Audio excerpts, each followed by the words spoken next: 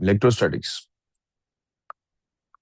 Loves electro हमें ये suggest करता है कि this is the study of charges, और लव्स स्टैटिक्स हमें ये सिग्निफाई करता है कि दे आर एट रेस्ट।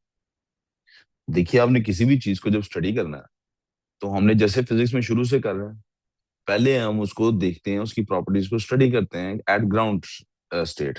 जब वो बिल्कुल ग्राउंड होता है, एट रेस्ट होता है, क्या चार्ज कभी भी एट रेस्ट होता? नहीं, चार्ज कभी भी एट रेस्ट नहीं होता। लेकिन ये कंपैरिजन में रिलेटिवली बात हो रही है। रिलेटिवली बात का मतलब है कि हम चार्ज को फ्लो नहीं करने दे रहे कि अपनी बॉडी से निकल के दूसरी बॉडी में जाए, यानी एक बॉडी चार्ज रखती है तो उस बॉडी में से चार्ज निकल के दूसरी बॉडी में जाए, वापस आए। हम उसकी इस मूवमेंट को स्टडी नहीं करने लगे, हम उसकी जनरल प्रॉपर्टीज को स्टडी करने लगे हैं। उसकी प्रॉपर्टीज क्या हो सकती हैं? वाह इंस्टाग्राम, उसकी प्रॉपर्टीज क्या हो सकती हैं कि वो अट्रैक्ट करता है कि नहीं करता है, रिपेल करता है कि नहीं करता है, उसके पास को और चार्ज लाए तो करना है, क्या करना है, क्या नहीं करना। अच्छा, अब आपको एक साइड नोट पहले इसमें अंडरस्टैंड करना है ताकि वो पता लग जाए मेरा प्रेमाइज क्या है, मैंने इस चीजों को स्टडी कैसे करना है। देखिए, जो चार्ज्ड बॉडीज हमने पढ़ी हैं अभी तक केमिस्ट्री के अंदर, वो कौन सी पढ़ी हैं? हमने पढ़े हैं या इलेक्ट्रॉन्स या प्रोटॉन्स, और हमने इनको कुछ ना कुछ चार्ज भी दिया है। इसको चार्ज हमने नेगेटिव दिया है और इसको चार्ज हमने पॉजिटिव दिया है। यू नीड टू अंडरस्टैंड कि ये कोई चार्ज नहीं है, they are not at all any simple. जैसे होता है ना, हम किसी को कहते हैं एक गोरा है तो गोरे से मुराद पता होता है ना क्या होती है, किसी को काला कहते हैं तो पता होता है ना काला क्या होता है, मोटा पतला जब कहते हैं तो पता होता है ना मोटा पतला क्या है, गंजा है, बाल है, सामने क्या हाल है, ठीक है, हमें पता होता है ना।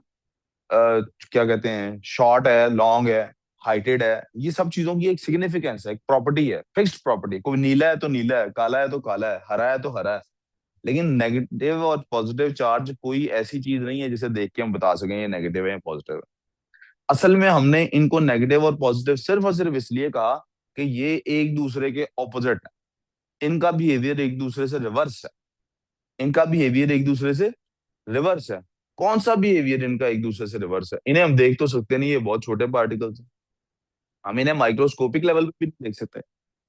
हम इन्हें जब माइक्रोस्कोपिक लेवल पे भी नहीं देख सकते, मैंने तो आपको बताया बेटे, पेपर में ये अलाउड नहीं है, पेन तो दूसरे पेन से ही लिखा करो ताकि आपकी प्रैक्टिस बने उस पेन से लिखने की। ठीक है। अच्छा, ये सिर्फ इनके बिहेवियर्स ऑपोजिट हैं। क्या बिहेवियर इनका ऑपोजिट है? देखो बेटा, मुझे एक बात बताओ, इलेक्ट्रॉन ज्यादा छोटा है कि प्रोटॉन? प्रोटॉन छोटा है। हाँ भाई, इलेक्ट्रॉन छोटा होता है, प्रोटॉन, इलेक्ट्रॉन छोटा होता है। हरम, आप फैसला करो, इलेक्ट्रॉन छोटा होता है, प्रोटॉन छोटा होता है? प्रोटॉन छोटा होता है। हाँ भाई, रहे प्रोटॉन छोटा होता है। हाँ भाई किंजा, इलेक्ट्रॉन छोटा होता है, प्रोटॉन छोटा होता है? इलेक्ट्रॉन। तो किंजा कह रही इलेक्ट्रॉन। इरहा, इलेक्ट्रॉन छोटा होता है, प्रोटॉन छोटा होता है? हाँ जी इरहा, आयरीन, इलेक्ट्रॉन छोटा होता है, प्रोटॉन छोटा होता है? सर, वालेकुम इलेक्ट्रॉन। सलाम। एन हाँ जी हाँ जी। इलेक्ट्रॉन। इलेक्ट्रॉन क्या? छोटा। मुझे टोन समझ आई है। An electron. Electron. Electron. Electron, हाँ जी, खुश दिल इलेक्ट्रॉन छोटा होता है, प्रोटॉन? Sir, electron. इलेक्ट्रॉन ही होता होगा, इलेक्ट्रॉन ही है। अच्छा हाँ भी बोला, इलेक्ट्रॉन छोटा, प्रोटॉन? इलेक्ट्रॉन, वोट्स बढ़ रहे हैं इलेक्ट्रॉन की तरफ। हाँ भी, इलेक्ट्रॉन छोटा था, प्रोटॉन पता नहीं तो आप पढ़ी खत्म करो। हाँ भी, इलेक्ट्रॉन ये तो लेता भी नहीं है फिजिक्स से, सो गया वाला कि यार छोटा होता है, कह रहा है इलेक्ट्रॉन छोटा होता है। यार पहला दिन लेक्चर का मुझे लगता है वापस, हमें लगता है हमने कुछ भी नहीं पढ़ा सारा साल, सिफर पे चलते हैं वापस।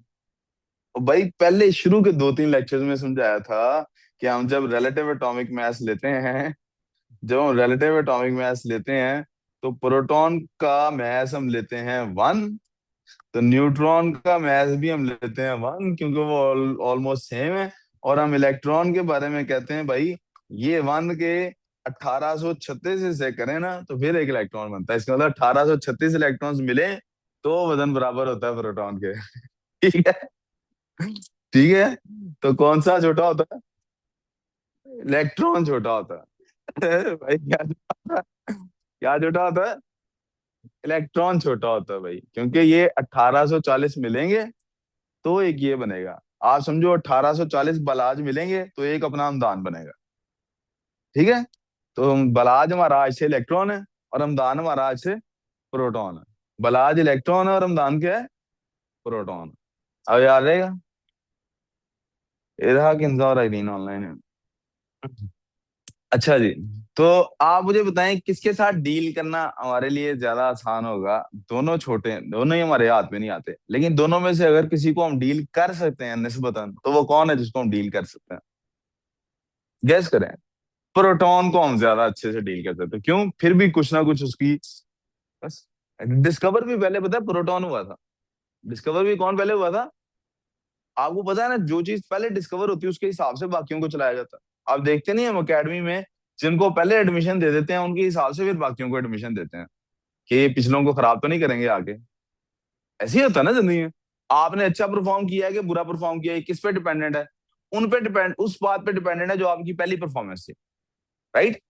अब कोई बंदा बड़ा है कि छोटा है, किस पे डिपेंडेंट है? हम पहले किसके बारे में सोच रहे हैं उसके मुताबिक सोचेंगे ना कि ये बड़ा है कि छोटा है। नया आने वाला बड़ा है कि छोटा है, किस पे डिपेंडेंट है? पहले जो गुजर चुका उसके हिसाब से। आप अपने घर में अगर दूसरे या तीसरे नंबर पे पैदा हुए थे तो आपको हमेशा छोटा भाई या छोटी बहन कहा जाएगा। क्यों? पहले आने वाले की वजह से। तो सबसे पहले कौन डिस्कवर हुआ था? प्रोटॉन। हुआ क्या था भाई? हमारे पास एक था एच एटम का, तवज्जो जरा मेरी तरफ थोड़ी सी। अच्छा, हमारे पास है एक एच एटम। इस एच एटम के न्यूक्लियस में आपको पता है ना एक प्रोटॉन होता है और कुछ नहीं होता। इसके न्यूक्लियस में सिर्फ और सिर्फ क्या है? इसके न्यूक्लियस में सिर्फ और सिर्फ क्या है? एक प्रोटॉन है। सिर्फ और सिर्फ क्या है? और इसका एक ही शेल है बाहर। और उस शेल में क्या है भला? उस शेल के अंदर एक इलेक्ट्रॉन। क्या है उसके अंदर? एक इलेक्ट्रॉन है। अब आप जरा गौर करें, अगर मैं इस इलेक्ट्रॉन को यहां से इरेज कर देता हूं, if this electron is lost, तो पीछे क्या बचा मेरे पास? तो ये हमारे पास एक प्रोटॉन है। जब हम केमिस्ट्री में प्रोटॉन का लफ्ज इस्तेमाल करते हैं तो हम हमेशा एच पॉजिटिव लिखते हैं। क्या लिखते हैं? H positive. क्या लिखते हैं? लेकिन जब हम फिजिक्स में आ जाते हैं तो हम एच पॉजिटिव नहीं लिखते। हम प्रोटॉन को क्या करते हैं? प्रोटॉन ही कहते हैं। ठीक है। प्रोटॉन एक चार्ज है। तो हमने कल चार्ज के लिए क्या सिंबल यूज किया था, आपको याद है? कल हमने चार्ज के लिए क्या सिंबल यूज किया था? क्वांटिटी ऑफ चार्ज हमने के लिए हमने क्या यूज किया था? क्यू। क्या यूज किया था?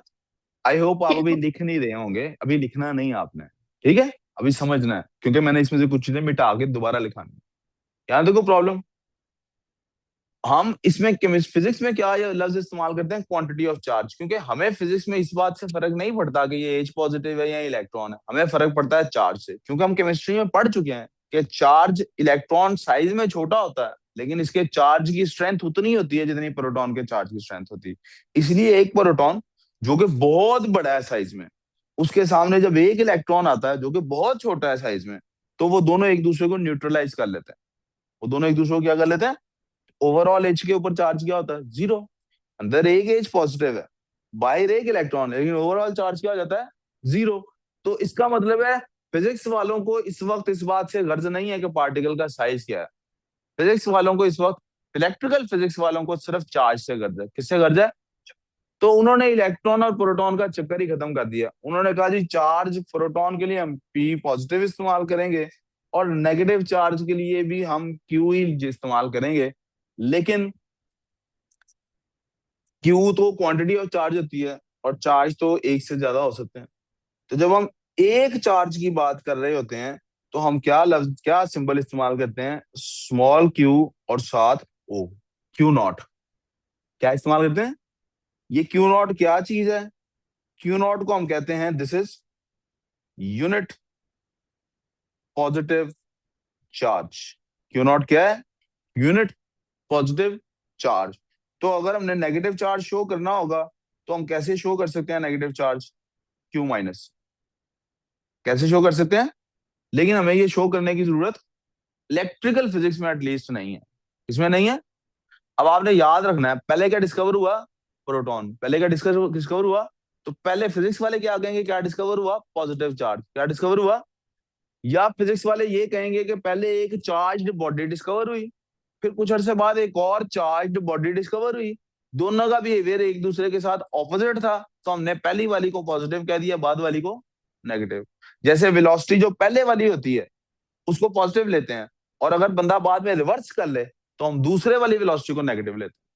आप ऊपर जाते हुए वेलोसिटी को अगर पॉजिटिव लेंगे तो नीचे आते हुए नेगेटिव लेंगे, आप नॉर्थ की तरफ जाते हुए को पॉजिटिव लेंगे तो साउथ वाले को नेगेटिव लेंगे, और साउथ की तरफ जाते हुए को पॉजिटिव लेंगे तो नॉर्थ वाले को नेगेटिव लेंगे। वी क्लियर सो फार?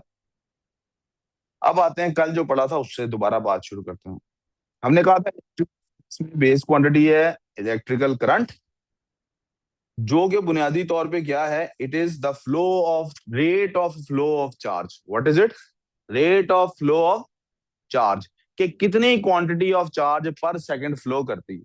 हमने कहा इस चीज को असल में हमने स्टडी करना है, लेकिन इसको स्टडी करने के लिए अब देखें ना, जब चूंकि बेस क्वांटिटी आए है, सब कुछ उस पर बेस्ड है, इसको स्टडी करने के लिए क्या हमें चार्ज को नहीं स्टडी कर लेना चाहिए पहले? तो हम पहले चले जाते हैं क्यू को स्टडी करने के लिए, कि चार्ज का बिहेवियर होता क्या है, चार्ज का बिहेवियर होता क्या है। अच्छा, अब मुझे एक आपने बात बतानी है। बात क्या बतानी है आपने मुझे, कि भाई ये कैलकुलेटर किसका है? हाँ, हाँ ये लो। अब ये कैलकुलेटर क्या मैग्नेट है या नहीं है?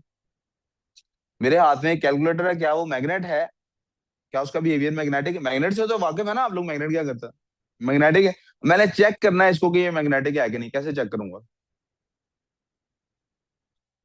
एक और कोई चीज मैग्नेट लाऊंगा या लोहा, जो जो भी चीज मैग्नेट से अट्रैक्ट हो जाती है, जिसको फेरो मैग्नेटिक कहते हैं, जो भी चीज मैग्नेट वो सामने लाऊंगा, अगर वो अट्रैक्ट करेगी तो ये मैग्नेट है, अगर वो नहीं करेगी तो वो मैग्नेट। आप समझिए, इसको चेक करने के लिए मुझे कोई और चीज चाहिए जो मुझे, मैं ऑलरेडी जिसको जानता हूँ कि वो मैग्नेटिक है। अब पढ़ो भाई, अब इस बात को ध्यान में रखना है, ठीक है? 1 मिनट बाद ही हमारे काम आएगी। पहले तो इलेक्ट्रोस्टैटिक्स की डेफिनेशन लिख लेते हैं।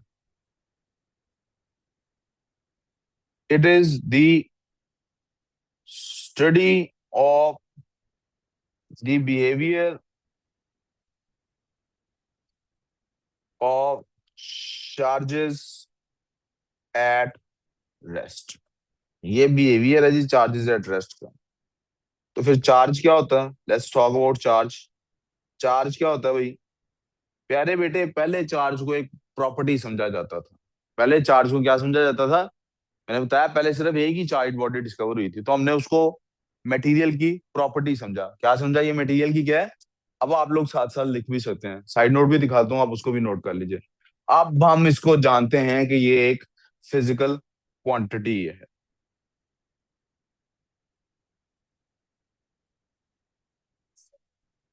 अब मुझे आपने बताना है कि ये बेस क्वांटिटी है कि डिराइव्ड क्वांटिटी है।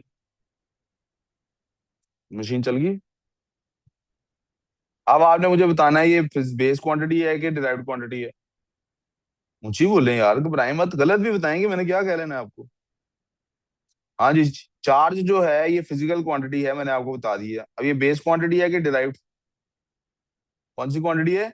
डिराइव्ड। कैसे पता लगा ये डिराइव्ड Because क्वांटिटी है? you said that in electron, क्योंकि ये let's उन there's only क्योंकि ये उन 7 बेस क्वांटिटीज में से नहीं है, इसलिए ये एक डिराइव्ड क्वांटिटी है। अब जब डिराइव्ड क्वांटिटी है तो इसका कुछ सिंबल भी होगा। सिंबल क्या यूज करना है इसके लिए हमने? मैंने आपको बता दिया, हम इसके लिए सिंबल क्या यूज करते हैं। सिंगल चार्ज के लिए हम सिंबल यूज करते हैं क्यू। क्या सिंबल यूज करते हैं? क्या यूज करते हैं? तो जब इस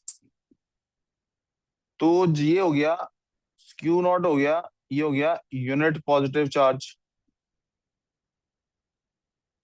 यूनिट पॉजिटिव चार्ज क्यों ले रहे हैं? मैंने आपको बता दिया कि पहले सिर्फ यूनिट चार्ज कहते थे, इसको पॉजिटिव कब कहना शुरू किया? जब नेगेटिव चार्ज, जब एक ऐसा चार्ज डिस्कवर हुआ जो इससे ऑपोजिट बिहेवियर करता, तो इसको पॉजिटिव कह दिया, उसको नेगेटिव कह दिया। मैं क्यों बार बार यूनिट पॉजिटिव चार्ज लिख रहा हूँ? क्योंकि हमने चार्ज की जितनी भी प्रॉपर्टीज है वो वाली बात आ गई। मैग्नेटिक कोई चीज है, चेक करनी है, कैसे पता लगेगा? ऑलरेडी नॉन मैग्नेट को पास ला के देखेंगे। तो हमने जब भी किसी चार्ज बॉडी की प्रॉपर्टीज चेक करनी है तो कैसे चेक करनी है? यूनिट पॉजिटिव चार्ज को उसके पास ला के देखना है। किसको पास ला के देखना है? यूनिट पॉजिटिव चार्ज को उसके पास ला के देखना है कि यूनिट पॉजिटिव चार्ज के ऊपर उसका रिएक्शन क्या है। ठीक हो गया? किसको पास ला के देखना है? यूनिट पॉजिटिव चार्ज को पास ला के देखना है कि उसका रिएक्शन क्या है। आपको पता है बैटमैन, आपने बैटमैन कार्टून्स देखे हैं कभी, कॉमिक्स पढ़े हो, फिल्म देखी हो? बैटमैन में एक जोकर भी है। हमारे पास तो ज्यादा है, लेकिन बैटमैन में एक जोकर होता है। अब वो, आप बचपन में बंदा बैटमैन से फैसिनेट होता है, बड़ा होकर जोकर से फैसिनेट होना शुरू हो जाता है कि यार ऐसे ही कहता है ना। अब बैटमैन और जोकर की बुनियादी तौर पे लड़ाई क्या है? व्हाट इज द बेसिक लड़ाई behind between Batman and joker? कोई बच्चा बता, ऑनलाइन वाले बच्चों, आपने बैटमैन और जोकर देखे हैं कभी? Not really. Yes. यस, तो क्या लड़ाई है उनकी आपस में? What is there the basic लड़ाई भी between those two? What is the motivation for Joker? क्यों लड़ता है वो सबसे? सो क्या हुआ, कोई बता They're सकता है? petty. दे के सॉरी They're petty. दे पैटी इसलिए लड़ते हैं, दो पैट बहुत ना, वो कमजोर है इसलिए लड़ता है। किसने अच्छी बात की है, बता दे बिलाज।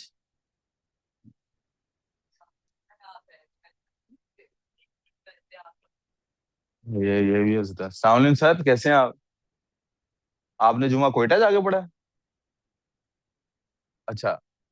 बैटमैन और जोकर की बेसिक लड़ाई ये है कि गॉथम एक सिटी है जहां पे बहुत ज्यादा जुर्म होता है। तो बैटमैन जो है वो कहता है कि गॉथम सिटी के अंदर अगर मुजरिमों को फैंडी फैंडी लगा के समझाया बुलाया बजाया जाए, बिल आखिर वो अच्छे इंसान बन जाएंगे। वो गौतम को बचाना चाहता है। लेकिन रेश अल गुल, जो वो असैसिन्स हैं, वो कहते हैं नहीं, लीग ऑफ असैसिन्स कहती है नहीं, इसको गौतम को तबाह ही करना, ये कैंसर बना हुआ है, इसको मारना, खत्म करना। वो इसको बिलीव नहीं करता, वो गौतम को बचाता है। ठीक हो गया। इसीलिए सारे विलन्स को वो आर्कम असैलम में डालता है कि इनकी थोड़ी सी काउंसलिंग हो जाए, ठीक हो जाएंगे। जोकर कहता है कि जिन लोगों को तुम अच्छा आदमी समझते हो ना, वो भी अच्छे नहीं है। अगर उनके सामने बुराई का मौका आ जाए तो वो भी बुराई करेंगे। और वो एक बंदा जोकर क्यों क्या कहते हैं उसके लिए ऑब्सेस्ड है बैटमैन को लेके, कहता है कि तुम जो इतने नेक बने फिरते हो ना, तुम भी खराब हो जाओगे अगर प्रोवाइडेड के तुम्हें एक ऐसा मौका मिले खराब होने का। तुम भी नहीं बचोगे, तुम भी खराबी की तरफ आ जाओगे। जैसे वो कहता है, ये देख लो सुपरमैन है ना तुम्हारे लिए बड़ा आइडियल बंदा है, देखना मैं लोएस लेन को मारूंगा तो ये भी विलन बन जाएगा, ये भी बचेगा नहीं। बैटमैन को वो बहुत मौके प्रोवाइड करता है, वो अपने आप को मारने के। रॉबिन को मारता है, बहुत कुछ करता है कि तुम देखना तुम भी वो लाइन क्रॉस करोगे और विलन बन जाओगे। और बैटमैन कहता है कि नहीं। अब ये स्टोरी आपको सुनाई इसलिए, ये बताने के लिए कि कोई भी चीज अगर चार्ज है तो अगर उसके ऊपर क्यू नॉट आ जाएगा, क्यू नॉट यानी यूनिट पॉजिटिव चार्ज, तो हम उस बॉडी जिसको हम चेक कर रहे हैं उसको चेक इस बात से करेंगे कि उसकी वजह से क्यू नॉट ने क्या रिएक्ट किया। यूनिट पॉजिटिव चार्ज ने उसमें क्या चेंज आया ये नहीं देखते हम, क्योंकि उसमें तो कोई चेंज आएगा नहीं, वो बड़ी बॉडी है। चेंज किसमें आएगा? यूनिट पॉजिटिव चार्ज में। मिसाल के तौर पे ये अहमद एक अच्छा बंदा है कि नहीं, ये बच्चों का ख्याल रखता है कि नहीं, इसको चेक करने के लिए हम एक छोटा बच्चा इसके पास बिठा के हम साइड पे हो जाएंगे। थोड़ी देर बाद ये हम जब आएंगे तो हम देखेंगे वो छोटे बच्चे को इसने फैंटी शैंटी लगाई हुई है, वो खुश है, वो रो रहा है, क्या हो रहा है, उसकी बेसिस पे तय होगा ये कैसा है। आपको मेरी बात समझ आई? बच्चे, बच्चों के पेरेंट्स कैसे हैं ये जब जज करना होगा तो पेरेंट्स को देख के जज करेंगे कि बच्चों को देख के एज पेरेंट्स वो कैसे लोग हैं। ये किसको देख के पता लगेगा, बच्चे को देख के या पेरेंट को देख के? टीचर कैसा टीचर है ये भी टीचर को देख के नहीं पता लगना चाहिए, बच्चे को देख के पता लगना चाहिए। आप मेरी बात समझ रहे हैं? गो के हम लोग शो शू यही मारते हैं, हम पेरेंट्स और टीचर कहते हैं हमें मिलके देखे ना कि हम कैसे हैं, लेकिन असल में तो बच्चों से पता लगेगा ना बच्चे कैसे हैं। हर चीज की पहचान इस बात से नहीं होती कि वो कैसे रिएक्ट कर रही है। बाज औकात चीजों की पहचान इस बात से होती है कि उनकी वजह से इर्द गिर्द के लोग कैसे रिएक्ट कर रहे हैं, वो क्या फील कर रहे हैं। आपको मेरी बात समझ आई? इसी तरह किसी भी चाइल्ड बॉडी का बिहेवियर जब भी हमने आइडेंटिफाई करना हो तो हम चाइल्ड बॉडी के पास क्यू नॉट लेके आते हैं। क्या लेके आते हैं? क्यू नॉट के बिहेवियर को फिर हम नोट करते हैं। अब क्यू नॉट कैसा बिहेव करेगा वो डिसाइड करेगा वो चाइल्ड बॉडी कैसी थी।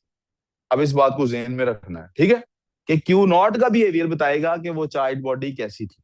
कोई कंफ्यूजन? अच्छा, स्मॉल क्यू आ गया, तो वो जो बिग क्यू होता है वो क्या होता है? वो जो बेटे बिग क्यू होता है ना, वो जो बिग क्यू होता है वो असल में हम जो चार्ज है ना, यूनिट चार्ज, उसको मल्टीप्लाई, वो जो बिग क्यू है वो क्या है? वो क्वांटिटी ऑफ चार्जेस है। वो क्या है याद करें, मैंने क्या था? क्वांटिटी ऑफ चार्ज का मतलब है कि कितने यूनिट चार्जेस उसके पास हैं, उसको हम एन से मल्टीप्लाई करते हैं। यहां पे एन से क्या मुराद है? N basically means number of charges. यहां तक प्रॉब्लम। अब चार्ज एक डिस्क्रीट वैल्यू है। कौन सी वैल्यू है? ये बात मैं लिख नहीं रहा, समझा रहा हूं सिर्फ। Charge is a discrete value, लिख भी देता हूं यार, आप क्या ही याद करेंगे।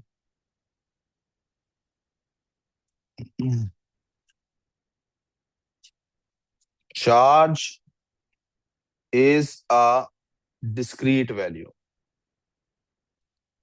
डिस्क्रीट वैल्यू क्या होती है? डिस्क्रीट वैल्यू का क्या मतलब होता है? 1, 2, 3, 4। या तो वैल्यू 1 है, या 2 है, या 3 है, या 4 है। कोई भी नंबर है, इट्स -1 में बी, इट्स मे बी 0.01, लेकिन यहाँ 0.01 है तो यहाँ 0.02 है। कंटिन्यूस नहीं है। जैसे आपकी एज बढ़ती है, क्या आप अचानक 6 से 7 साल के हो जाते हैं, या 6 6 कंटिन्यूस वर्जन है? कंटिन्यूस है ना। लेकिन आप जूता खरीदते हैं तो 6 नंबर के बाद क्या 6.1 नंबर मिलता है?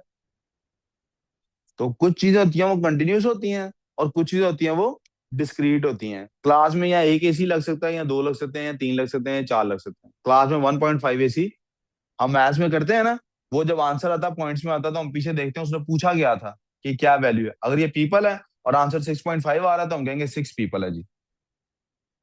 याद है? बलून्स के बारे में इसी तरह क्वेश्चन हमने किया था कि कितने बलून्स फिल हो सकते हैं। तो हमने कहा था भाई 6.7 समथिंग आंसर आ रहा है तो 0.7 तो नहीं हो सकता, हम इसको राउंड ऑफ करके 7 नहीं बनाएंगे, हम कहेंगे 6 बलून फिल हो सकते हैं, 7वां नहीं हो सकता। सही हो गया। अगर वो बलून की बात ना कर रहा होता, जनरली पूछ रहा होता कितनी गैस निकल सकती है, तो हम 6.7 वाली वैल्यू ले लेते। राउंड ऑफ करना भी होता तो किधर लेके जाते? राउंड ऑफ करके 7 पे लेके जाते। चार्ज एक डिस्क्रीट होती, बहुत छोटी वैल्यू है ये, होती बहुत छोटी वैल्यू। आप देखेंगे आगे जाके कि ये इसमें तो 23 डेसिमल प्लेसेस तक चली जाती है बात, लेकिन होती तब भी डिस्क्रीट वैल्यू है। यूनिक वैल्यूज होती हैं हर चार्ज की। यानी एक चार्ज की जो भी वैल्यू है, दूसरा चार्ज जब आएगा तो वैल्यू डबल होगी, पॉइंट्स में नहीं जाएगी। तीसरा चार्ज आएगा, ट्रिपल हो जाएगी वैल्यू, 4 टाइम्स क्वाड्रुपल हो जाएगी, जो भी आगे ऐसे चलता जाएगा। ऐसा नहीं होगा कंटिन्यूसली आहिस्ता आहिस्ता बढ़ेगी वैल्यू। यहाँ तो कोई कंफ्यूजन? इसलिए जो क्वांटिटी ऑफ चार्ज है वो हमेशा कैसे निकालते हैं कि हम चार्ज, एक चार्ज की वैल्यू लेते हैं, उसको टोटल नंबर ऑफ चार्जेस से मल्टीप्लाई कर देते हैं। कोई कंफ्यूजन? अब यहां तक आप प्लीज अपने साइड नोट पे लिख लीजिए। आपके पास दो क्यू के फॉर्मूलाज आ गए अभी तक जो हमने पढ़ लिया।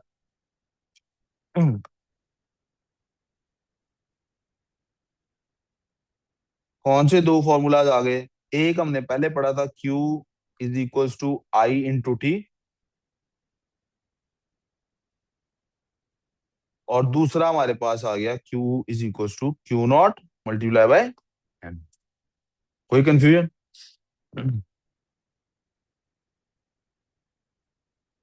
तो हम कह सकते हैं कि total charge is equals to unit charge multiply by number of charges. Yes.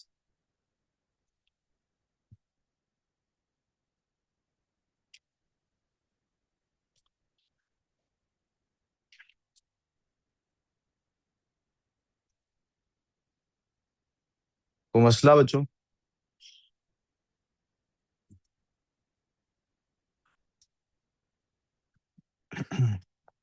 हाँ जी, कोई कंफ्यूजन?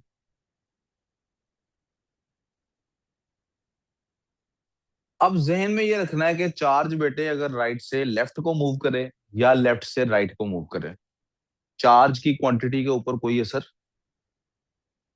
बाई का वजन लेट से 60 किलो है। ये बाई यहां बैठे, इधर से दूसरी कुर्सी पे चला जाए, तीसरी पे चला जाए, उधर को मुंह कर ले, इधर को मुंह कर ले, लेट जाए, खड़ा हो, जंप करे, जो मर्जी करे, इसका मैस कितना रहेगा? 60 kg कितना रहेगा? तो हम फिर मैस को कौन सी क्वांटिटी कहते हैं? स्केलर या वेक्टर? स्केलर। क्यों? Yeah. क्योंकि डायरेक्शन का कोई ताल्लुक बीच में चार्ज एक बॉडी के ऊपर चार्ज है, जितना भी चार्ज है, एक्स कूलम उसके ऊपर चार्ज है। कितना चार्ज है? X coulomb. 5 कूलम चार्ज है। उस बॉडी को आप उठा के अलमारी के ऊपर रखें, बैग में डाल लें, जेब में डाल लें, क्या उसके चार्ज पे कोई फर्क पड़ता है? उसके चार्ज की क्वांटिटी पे फर्क?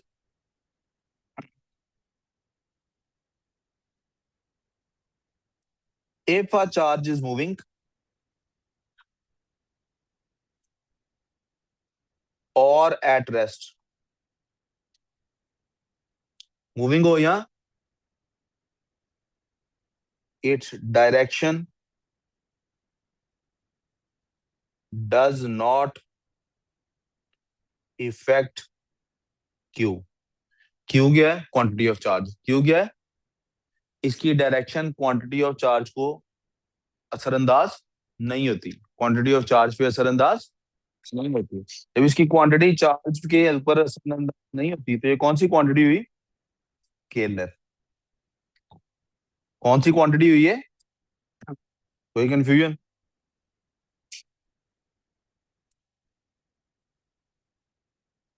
कोई मसला?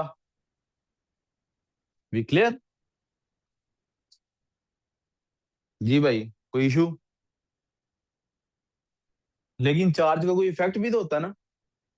चार्ज का कोई इफेक्ट होता है कि नहीं? हम चार्ज का क्या इफेक्ट देख सकते हैं? हम चार्ज का जो भी इफेक्ट देख सकते हैं, उस इफेक्ट पे इससे फर्क पड़ता है। मैं यहां हल्का सा लिख देता हूं। वो चार्ज का इफेक्ट जिसे हम ऑब्जर्व कर सकते हैं, वो क्या होता है? The effect of charge is, हाँ जी भाई, आपने बताना है मैग्नेट का इफेक्ट क्या होता है। अगर मैग्नेट किसी ऐसी बॉडी के पास आए जिसको वो इफेक्ट कर सकता है, तो उसके ऊपर वो क्या इफेक्ट डालता है? इफेक्ट करता है Attract or या repel. क्या रिपेल करता है? ये अट्रैक्ट करना और रिपेल करना, ये फिजिक्स की जुबान में क्या कहलाते हैं? हम इन्हें पुश और पुल कह सकते हैं। और ये पुश और पुल के लिए एक और लफ्ज हमने सीखा हुआ है मैकेनिक्स के अंदर। क्या होता है वो? क्या होता है ये पुश और पुल? क्या होते हैं? हाँ जी भाई, फोर्स। क्या होते हैं ये? तो चार्ज भी क्या इफेक्ट दिखाता है? अट्रैक्ट और रिपेल करता है। तो उसका इफेक्ट क्या था? Effect of charges force. यहां देखो प्रॉब्लम। तो जब चार्ज मूव करता है, the direction of movement of charge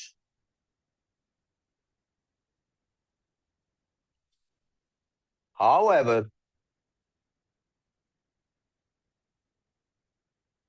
affects the direction of force। किसको इफेक्ट करता है? फोर्स की डायरेक्शन को इफेक्ट करता है। तो वेक्टर क्या हुआ? फोर्स या चार्ज? फोर्स वेक्टर है, चार्ज वेक्टर। कोई कंफ्यूजन?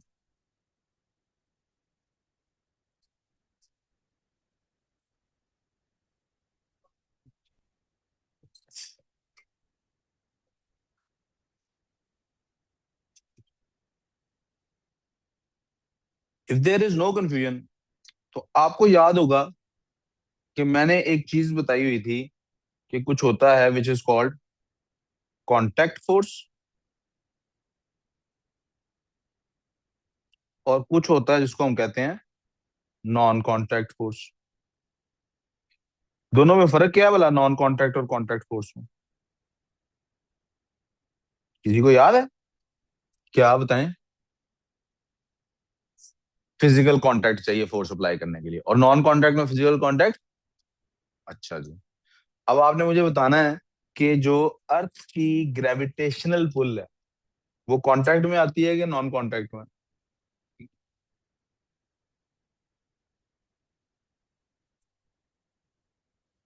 अब आपने मुझे बताना है कि जो मैग्नेटिक फोर्स है, वो कांटेक्ट है नॉन कांटेक्ट है?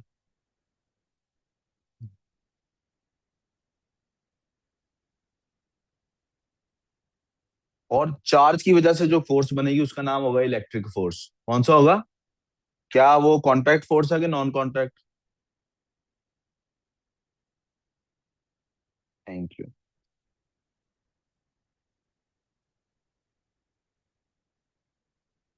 चाहे अट्रैक्शन की हो चाहे रिपल्शन की हो, इससे क्या फर्क पड़ता है? चाहे अट्रैक्शन की हो चाहे रिपल्शन की, रहती कौन सी है? नॉन कांटेक्ट रहती कौन सी है? अब जरा जिक्र इनका भी कर लेते हैं भाई। वो जो फ्रिक्शन की फोर्स थी वो कांटेक्ट थी नॉन कांटेक्ट थी? भाई रेजिस्टेंस जो था हमारे पास कांटेक्ट था या एयर रेजिस्टेंस?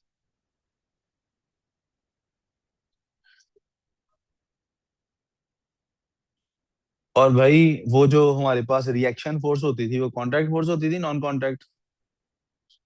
कांटेक्ट। याद करें, हमने कहा था रिएक्शन स्टार्ट ही कब होगा? जब कांटेक्ट में आएगा, वरना वैक्यूम में तो एक ही फोर्स चलती थी।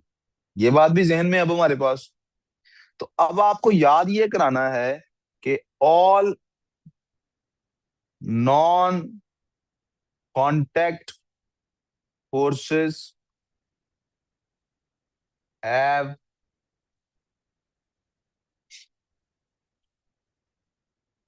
क्या होता है, हर नॉन कांटेक्ट फोर्स के पास एक चीज होती है, एक प्रॉपर्टी होती है नॉन कांटेक्ट फोर्स के पास,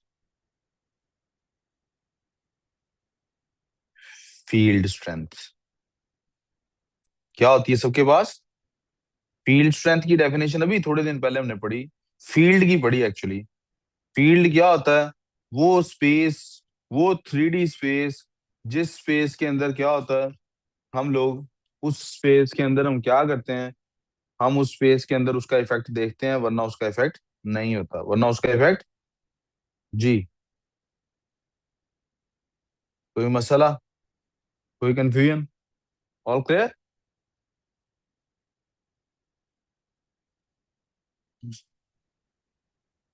अब चार्ज को तो आप ऑब्जर्व कर नहीं सकते, तो अब हम क्या करने लगे हैं? हम चार्ज की फील्ड को कंपेयर करने लगे हैं। किसके साथ? उसके साथ करेंगे जिसको हम ऑब्जर्व कर सकते हैं। वो कौन है? वो है अर्थ। वो कौन है? अब हम कंपेयर करेंगे किस किस को? अर्थ को और एक चार्ज बॉडी को।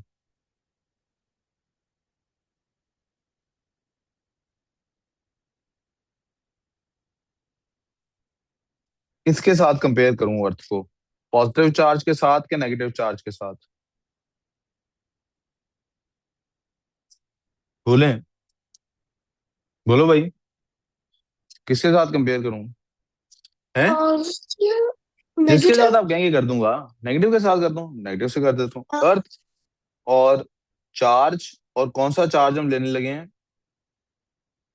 इलेक्ट्रॉन। कौन सा लेने लगे हैं? अर्थ की क्या होती है? ग्रेविटेशनल फील्ड होती है। क्या होती है बच्चों?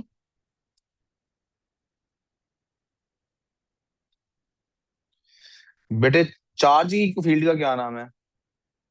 Electrical field.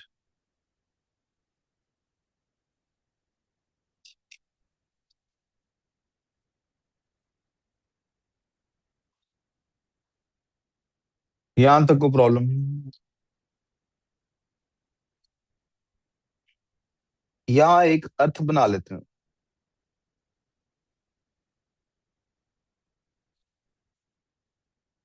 And just for the sake of discussion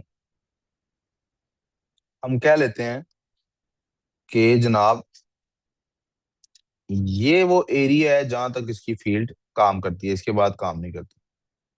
just for the sake of discussion ये कह रहे हैं। अब आप मुझे बताइए कैसे पता लगेगा कि किस तरफ बॉडी जा रही है? इसकी डायरेक्शन किस तरफ है ये कैसे पता लगेगा? बैठ जाओ इधर ही। कैसे पता लगेगा? मैंने क्या बताया था, कैसे चेक करते हैं हम नॉन अनसीएबल चीजों को? हम उनका इफेक्ट चेक करते हैं। क्या करते हैं?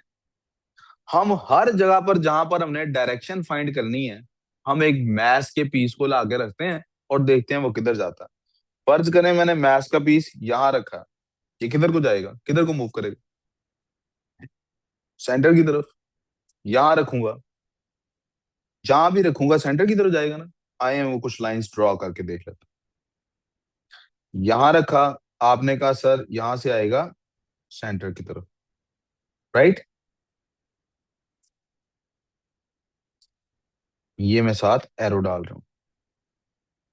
सेंटर को यहां बना देते हैं, यहां रखूंगा, आप कहेंगे सर सेंटर की तरफ, ये लेंच।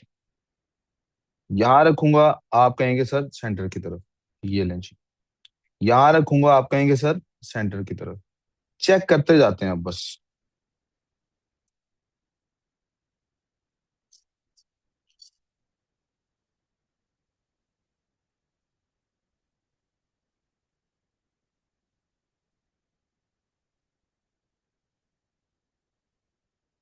ये सर मैं सेंटर की तरफ को लाइंस बनाता जा रहा हूं, आप देख रहे हैं।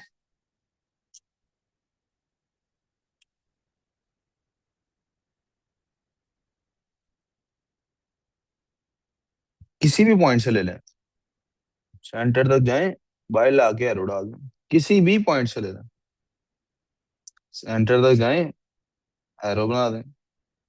आपके पास स्केल होगा, मैं स्केल के बगैर कर रहा हूँ, इसलिए मैं सेंटर तक ले जाके वापस लेके आ रहा हूँ। ये ना कहिएगा सर आपके पास मैजिक स्टिक है तो आप तो लाइन वापस ला सकते हैं, हम कैसे वापस लाएंगे।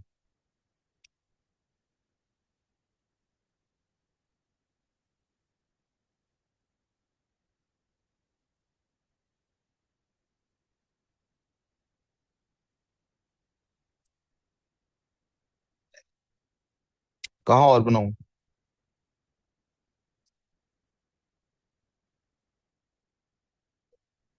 काफी है इतनी?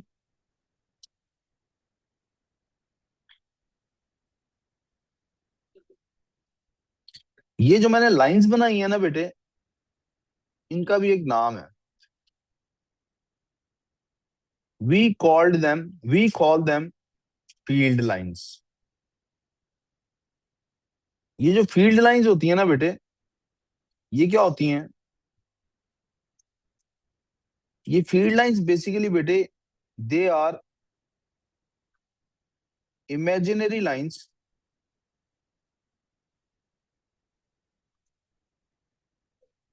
drawn to study effect of field or field strength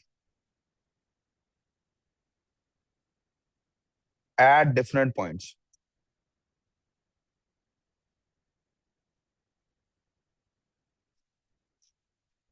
रीम काम पे ध्यान दो। ले लेना, ले लेना।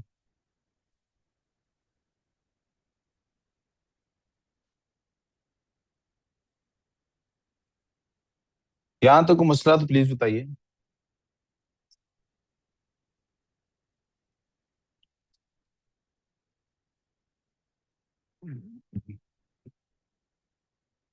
अब यहाँ पर एक लफ्ज और आ गया हमारे पास, field strength.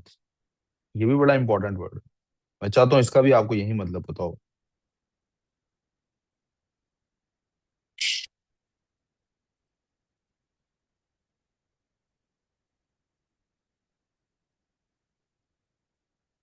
How strongly the force acts at a point, ये उसकी फील्ड स्ट्रेंथ होती है।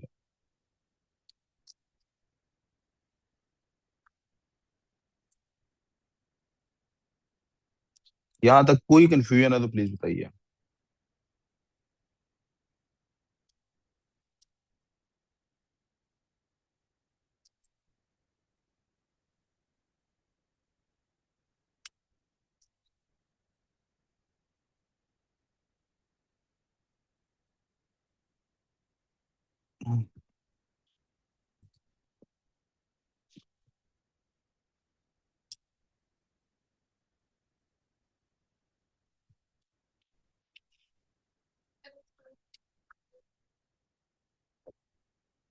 थोड़ा ऊपर करूं मतलब, ऐसे, ये।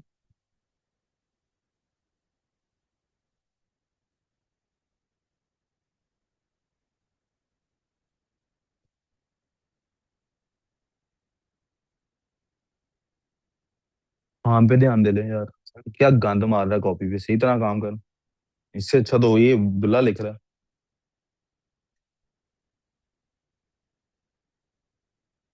जी को कंफ्यूजन यहां तक?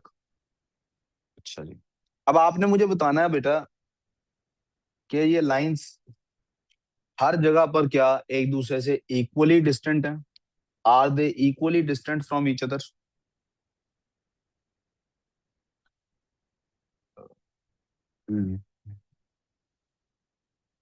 क्या ये लाइन जितना डिस्टेंस यहां से यहां तक रखती है उतना ही डिस्टेंस यहां से यहां तक भी रखती है? लेट मी आस्क अगेन, क्या ये लाइंस आपस में जितना डिस्टेंस ऊपर रखती हैं, दूर रखती हैं, उतना ही करीब आके भी रखती हैं? कहाँ पे कम है? ग्रेविटेशनल के बारे, हमने वेट के बारे में काफी कुछ पढ़ चुके हैं ना। वेट यहाँ ज्यादा होता है या यहाँ ज्यादा होता है? क्या ए पॉइंट पर वेट ज्यादा है या बी पॉइंट पे ज्यादा होता है? ए पे। जितना करीब आते हैं उतना वेट बढ़ता रहता है, क्योंकि जी की वैल्यू बढ़ती जाती है करीब आके। यस। क्या हम ग्रेविटेशनल फील्ड स्ट्रेंथ को इसी फॉर्मूला से नहीं रिप्रेजेंट करते? G is equals to W over M. Yes. और आप कह रहे हैं ये करीब होता जाता है तो क्या होता है, ये इसकी वैल्यू बढ़ती जाती है। तो क्या मैं ये लिख सकता हूं, द क्लोजर द लाइंस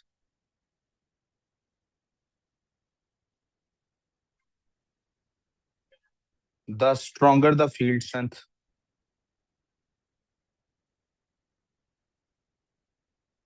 क्या ये बात मैं यहां लिख सकता हूं?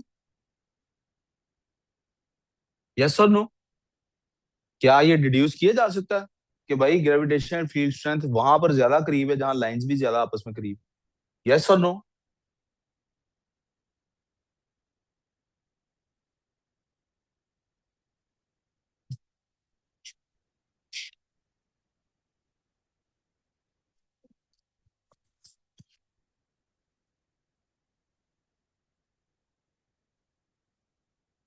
अब जरा देखिएगा कि यही इसका चार्ज के साथ क्या ताल्लुक है।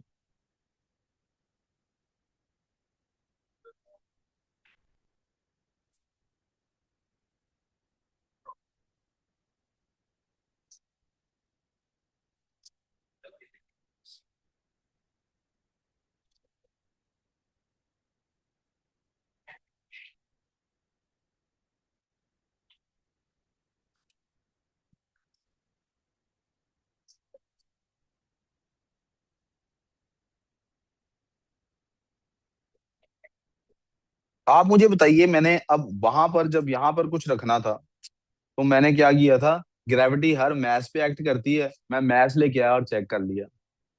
जो मेरे पास यूनिट नेगेटिव चार्ज है, जो भी मेरे पास इलेक्ट्रॉन चार्ज है, नेगेटिव है ना ये। मैंने क्या कहा था, जब भी कोई चीज चेक करनी है तो आपने किसके जरिए से चेक करनी है? क्यू पॉजिटिव के जरिए से। किसके जरिए से चेक करनी है? Q not.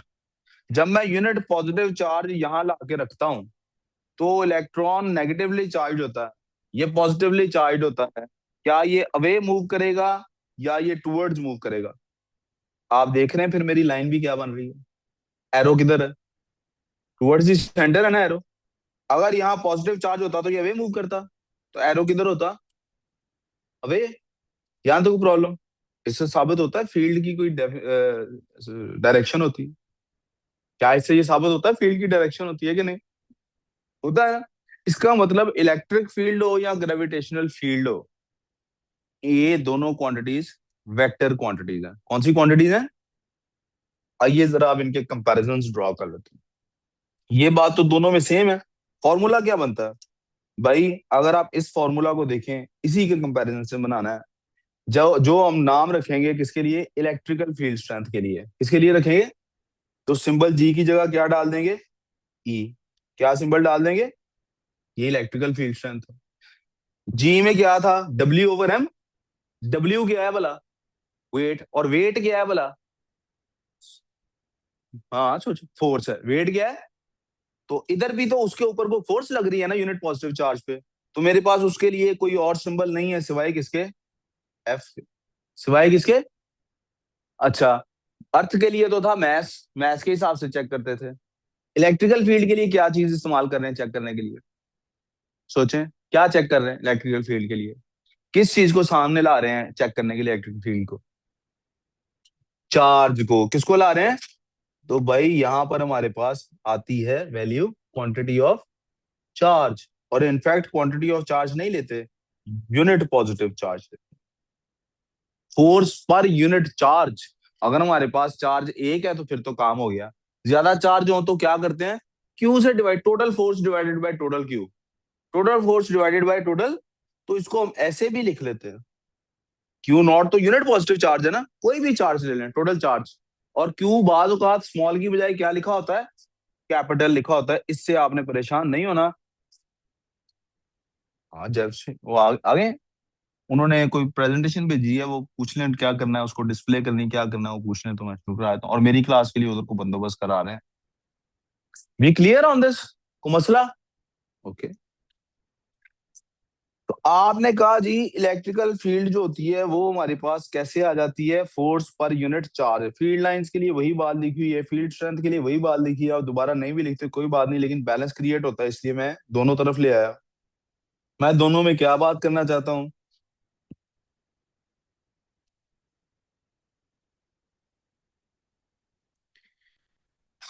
The field strength. Sir Azam please.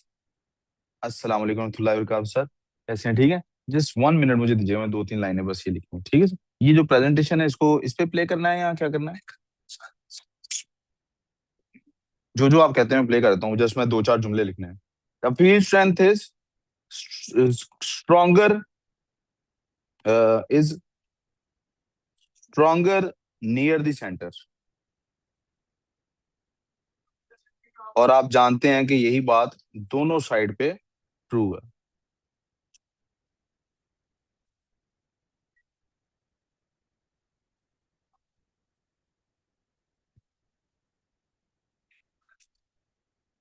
Field strength is vector, ये भी बात दोनों साइड पे ट्रू हो गई।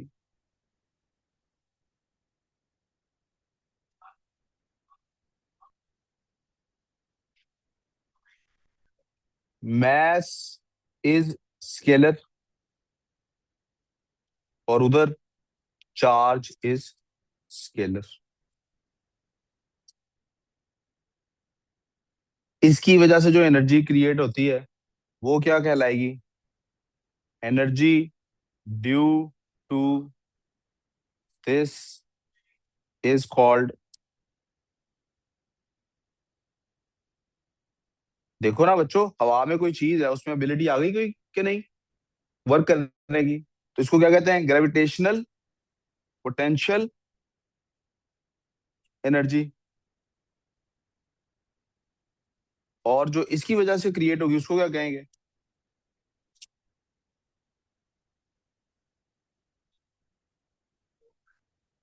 इसका क्या नाम होना चाहिए? बोले। शाबाश, इलेक्ट्रिकल पोटेंशियल एनर्जी। क्योंकि आप कहीं पे भी चार्ज को छोड़ेंगे, मैंने यहां पर चार्ज को लाके अगर अलाउ कर दिया मूव करना, तो वो मूव करेगा डाउनवर्ड यहाँ सेंटर की तरफ, तो उसके अंदर एक इलेक्ट्रिकल पोटेंशियल एनर्जी मौजूद। क्या उसका फॉर्मूला भी जीपी की जैसा होना चाहिए? उसमें तो एम जी एच था, इसमें क्या एम का कोई ताल्लुक है? जी की कोई कंसेप्ट है? नहीं है। तो कुछ ना कुछ तो सिमिलरिटी होगी, वो क्या सिमिलरिटी होगी इस चीज को अब इंशाल्लाह हम कल डिस्कस करेंगे। सर मोहसिन आ गए हैं, is gonna take your chemistry class from here. मैं सिर्फ ये लाइन यहाँ ड्रॉ कर लूँ। आपको अगर कुछ इसमें से अभी तक रहता है, वो तस्वीर लेनी, स्क्रीनशॉट लेना है तो ले लें। क्लास यहीं पे एंड कर रहा हूँ।